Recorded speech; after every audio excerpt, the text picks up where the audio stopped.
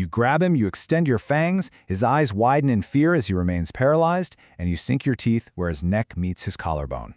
Man, that brutal, totally uncompromising moment, it isn't from a scripted novel. No, it's exactly what happens when the raw, unpredictable roll of the dice completely hijacks a scene in Vampire the Masquerade. It's a moment from storyteller Shannon that literally forces the narrative down a very dark, very bloody path. Welcome back to today's Explainer.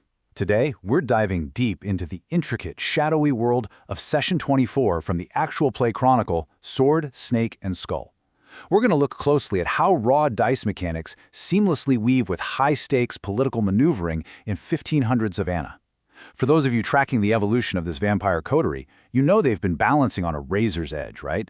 Well, in Session 24, we see exactly how that balance violently shifts. Section 1. The Web of Havana. Secrets in the Plaza.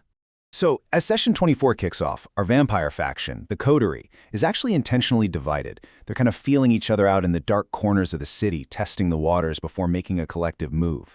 And we see a sheer variety of social engineering happening all at once here.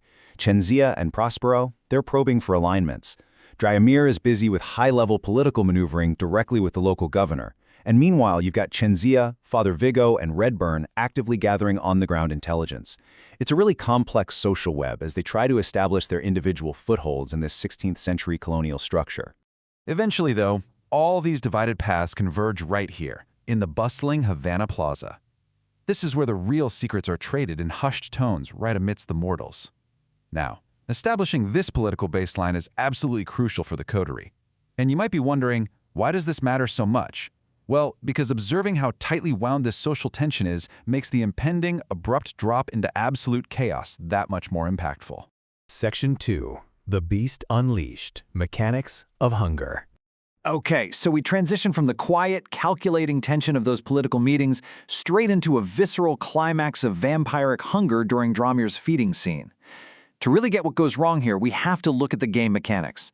In the 5th edition rule set, a messy critical is basically a critical success on a skill check where the vampire's monstrous nature, the beast, completely takes over. Sure, it guarantees your action succeeds, but it tacks on these unintended, brutal consequences that totally threaten to reveal their supernatural nature to humanity. It literally strips the player of all their restraint. And Session 24 brilliantly illustrates just how volatile these dice can be. Get this. Dromir rolled a staggering 8 successes on a Strength plus Brawl check. The difficulty to succeed? It was only a 2. He literally just needed a gentle nudge, but by rolling 6 dice and surging his blood to add more, he ended up with 4 10s showing on the table. It was massive overkill. In this system, rolling that many 10s while hungry is a mechanical guarantee for absolute disaster. So, those out-of-character numbers completely force the storyteller's hand. The mechanics literally override Dryomir's intentions here. What was, probably meant to be a controlled grapple manifests in the narrative as paralyzing fear for the mortal victim and a totally uncontrollable, bloody bite from the vampire. The beast takes the wheel. It's a perfect example of how system rules generate immediate narrative consequences. You don't just roll well, sometimes you roll way too well, and the monster inside you wakes up. Section 3. The Long Game. Controlling the Church. Once the blood is spilled and the beast is momentarily satiated, the vampires have to look to the future through their downtime activities. And it's really fascinating how different character sheets tackle the exact same objective of taking over the local church. Look at Prospero, acting as Father Vigo. He uses an emotional and spiritual manipulation of the flock, rolling wits plus theology with 5 dice. But Dromir? He approaches it from an academic, scholarly angle, rolling intelligence plus academics, bringing a massive 9 dice to bear. Same exact target, but entirely different mechanical and narrative strategies. So, the crucial takeaway here is this. These aren't just arbitrary dice rolls. This represents the slow, insidious takeover of local human institutions. By embedding themselves into the spiritual and academic fabric of Havana, the coterie is building a literal fortress of influence. The spiritual battle for the city has officially begun, and it's being orchestrated entirely from the shadows. Section 4. The Writer's Connection. A moment of respite. Amidst all the blood and political scheming, Session 24 introduces this beautifully quiet thematic element. There's a really stark duality at play in their existence. On one hand, we have the reality of the vampires we saw just moments ago with Dromir, right? The beast, violent, uncontrollable, bloodthirsty. But on the other hand, we see their humanity actually fighting to survive, refined, quiet, and collaborative. This duality is the beating heart of the game's storytelling. Because yes, you're a monster, for sure, but you're also a creature desperately holding on to the fading echoes of human passion.